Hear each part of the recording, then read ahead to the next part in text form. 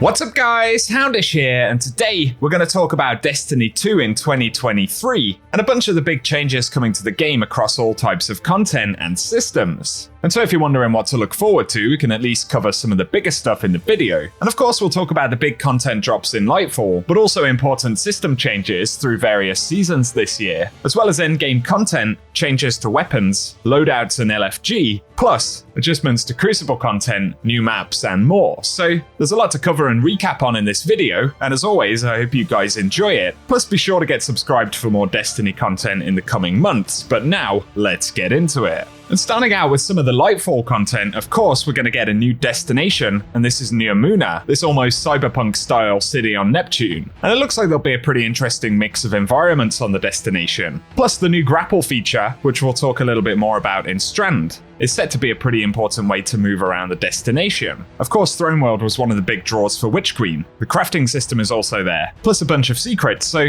we can probably expect something similar from the new destination in Lightfall. Plus Bungie have confirmed that a legendary campaign will take place here, much in the same way as it did in Witch Queen, and that gave some pretty cool early rewards for the expansion, so it's safe to say there's a lot of exciting potential. Another big element for Lightfall itself, of course though, will be Strand, and these are the new darkness subclasses that we'll get, where Bungie describe reaching into the darkness and plucking at threads of consciousness. We'll get a new hunter class called Threadrunner, and Bungie described them as masters of movement, speed and grace, with the new destination being the Threadrunner's playground as they grasp threads and weave new ones to dart through the air, finding the fastest way between 2 points. Then there'll be the Titan Tyrant with the giant crab claws right here. Untamed and wild, Tyrants tear at Strand to manifest claws they use to sever their targets from the weave, leaping into harm's way with wild abandon. The line no one crosses is drawn by a Tyrant.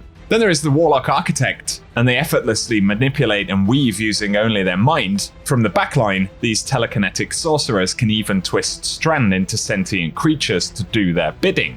And so naturally this is going to be pretty interesting, and just like with Stasis, it's a pretty big change for the game, and we're likely to see various upgrades to Strand throughout the first year, including new aspects and fragments. But also, given what we've had since Witch Queen, hopefully there'll be awesome weapons that interact with the Strand verbs, the same as things like Repulsor Brace, Volt Shot, or Incandescent. So if we're lucky, we'll see more of that. But then as the year goes on, much like we've seen in Year 5, there'll be new raids and dungeons introduced. And like any other expansion, Lightfall will have its own raid. But based on previous statements from Bungie, we're likely to see another piece of raid content during the year, in the form of a reprised raid.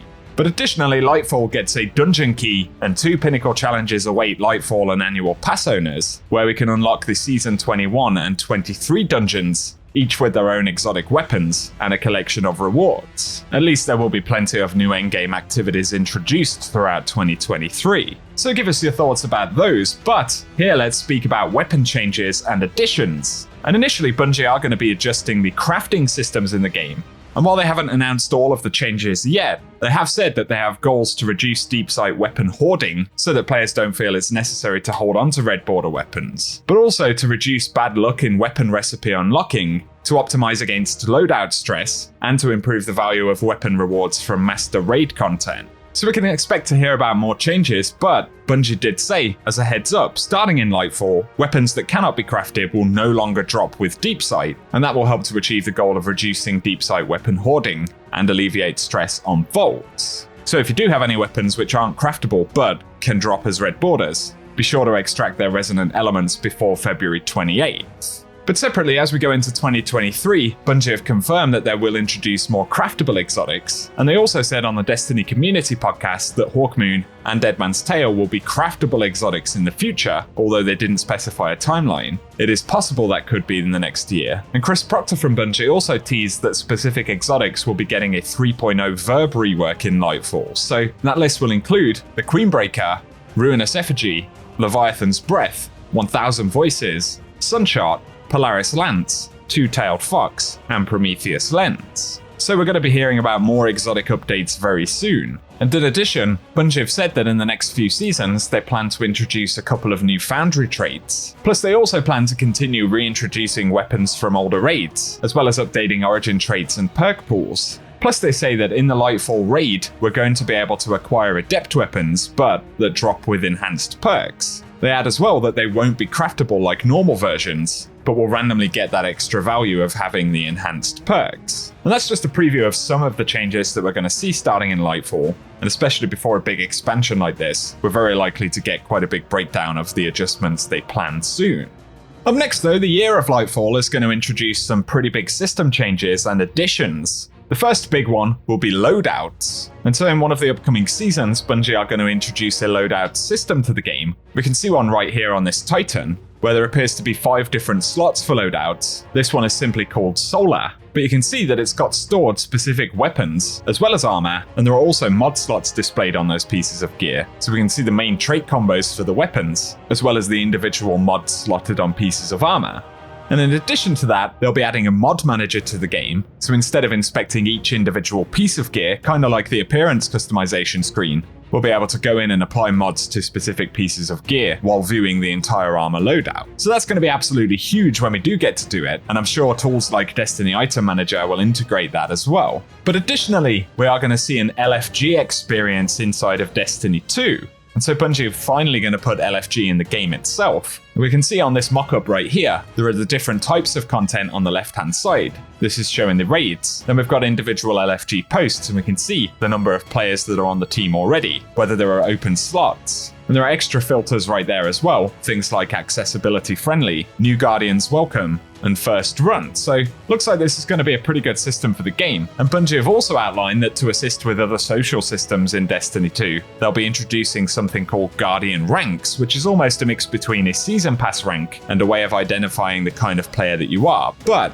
it's also a way of introducing players to the game more easily as a kind of roadmap of content for players to tackle. And so each rank will consist of various challenges in order to progress. And some of the higher ranks will naturally consist of objectives around endgame content like raids or trials. And then there'll additionally be a commendation profile inside of Guardian Ranks, and we'll be able to rate each other as players essentially. So if you meet some awesome players in a raid, you can commend them for being helpful, friendly, or teaching, and so on. And so Guardian Ranks will be a kind of multi-tool in terms of game direction, progression, and understanding players and their achievements. I think it's safe to say that these are some of the more ambitious systems that Bungie have been looking to add to the game. So I'm sure they'll have their technical issues here and there, but if it goes well, these will definitely be huge quality of life upgrades for Destiny. Next though, we have a few quickfire changes for PvP.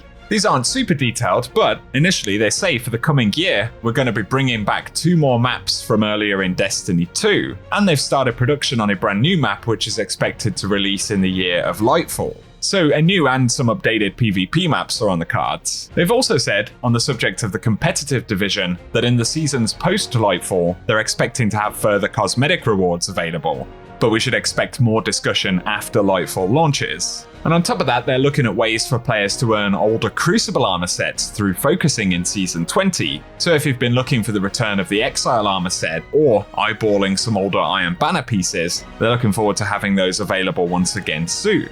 And then in relation to matchmaking stuff, they say while there won't be changes to the Flawless Pool in Trials for Season 19, they are working on a new paradigm that removes the Flawless Pool altogether, but still provides protection for players working on Trials reputation rewards. And so later in Season 19, we should get more information about that, as the goal is to have Trials labs during Season 20. So hopefully we will hear about that in the next few weeks. And additionally, they want to continue rolling out Fireteam-based matchmaking into more playlists like Iron Banner, Trials, and more. And they also say that this month, in January, they plan to roll out more of their dynamic skill ranges, which manages player skill and population inside of that skill bracket to try and get the best matches and improve connection quality. Of course, how all of that will pan out, we'll see inside of the game over the next few months, but for today, guys, that is everything we have to break down. Quite a few different areas to touch on as always, but I hope it's been an interesting recap. And so let us know down below, what are you most excited for in Lightfall, or indeed the next year of Destiny? Give us your thoughts in the comment section, and if you've enjoyed the video today, a rating really does help us out below.